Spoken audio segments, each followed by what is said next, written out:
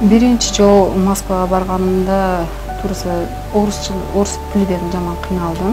Мындай көчөгө чыккан баштаганда обязательно кыйналат экенсиң.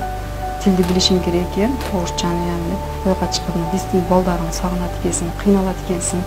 Ошентип өзүмдү неме кылдым. Şu максатыма жетейин, калса şu шире ачайын деген ниетим бар. Ошон үчүн Кудайга шүгүр бир жыл чыдап иштеп келдим. Şu машиналарды алдым.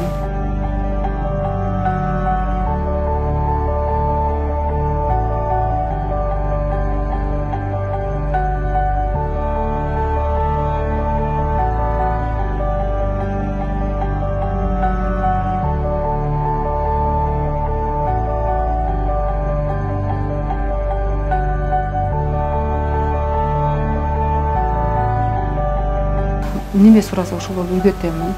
Жакшы окуган кыздар 1 айда уже таяр болуп атат. Узагы 2-3 айда уже өздөрүгө керектүүнү үйрөнүп чыгып кетишет.